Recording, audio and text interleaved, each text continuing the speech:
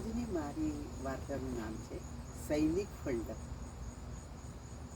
તમને બધાને યાદ હશે કે આપણે જ્યારે સ્કૂલમાં હતા ત્યારે સૈનિકો શિક્ષકો માટેના ફંડના ડબ્બા આવતા હતા અને એ ફંડ આમ ડબ્બો આમ વગાડે ત્યારે ફંડ એમાં આપણે પૈસા નાખવાના એટલે એ ફંડ શાળા પછી સરકારને મોકલે.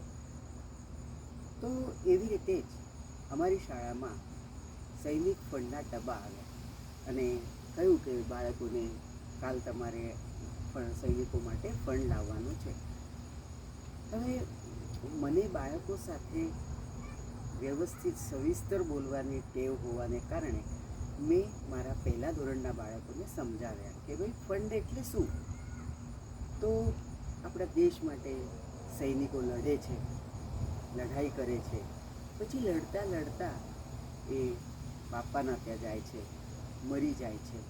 પછી એમને પણ તમારા જેવા નાના નાના બાળકો હોય છે, બીજા ભાઈઓ હોય, મા હોય, તો એ કેવી રીતે ભણે?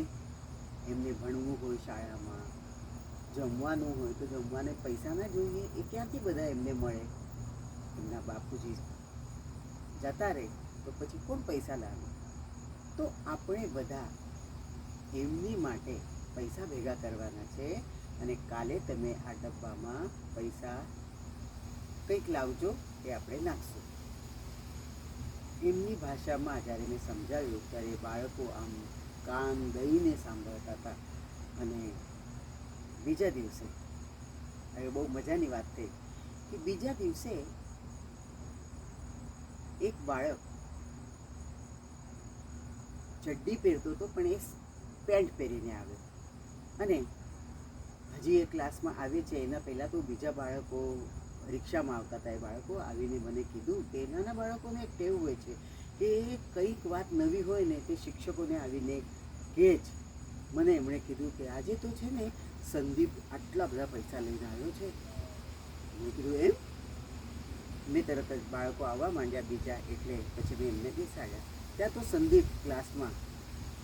હજી હું પૂછું છું કે ભાઈ સૈનિક ફંડ માટે પૈસા લાવ્યા છે કોઈ? તો એ સંદીપ ઊભો થયો અને પેન્ટમાંથી એકમાં 5નું બંડલ અને બીજા ખિસ્સામાંથી 10નું બંડલ, એમ 15,000નું બંડલ લઈ આવ્યો અને મને કે આ લો સૈનિકો માટે. મને એમ થઈ ગયું કે આ 15,000 કેવી રીતે લાવ્યો? હજી હું વિચાર કરું છું. એ બાળકો માણેક ચોકથી રિક્ષામાં આવતા હતા એટલે મેં તરત જ મહેશભાઈ, રિક્ષાવાળાનું નામ, એમને બોલાવવા મોકલ્યા. મહેશભાઈ આવ્યા. મને કંઈ શું છે બેન? મેં કીધું ભાઈ આ આટલો બધા પૈસા લાવ્યો છે તો તમને ખબર છે? તો કે ના. મેં મુખ્યાધ્યાપક લક્ષ્મીબાઈ જતા એમને બોલાવ્યા અને કીધું કે જો આ તો 15,000 લઈ આવ્યો છે. ત્યાં સુધી એમના પિતા પણ આવ્યા, સંદીપના પિતા આવ્યા અને કે સંદીપ આજે કંઈક પૈસા લાવ્યો છે? મેં કીધું એ જ મને ખબર નથી કે આટલા બધા પૈસા કેવી રીતે લાવ્યો, તમને નથી ખબર?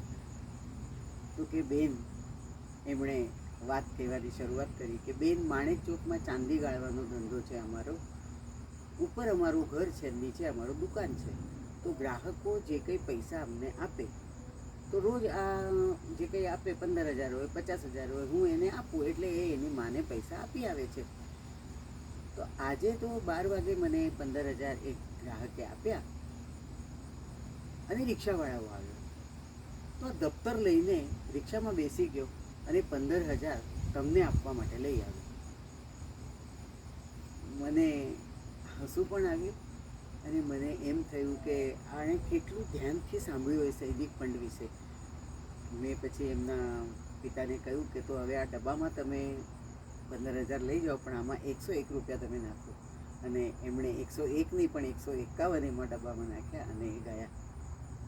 વાત કેટલી નાની છે પણ શિક્ષક જે કંઈ બાળકો સાથે વાત કરે એ બાળક જો ધ્યાનથી સાંભળે તો કેટલી અમલમાં લાવી શકે એ વાત એનું આ સત્ય ઉદાહરણ છે.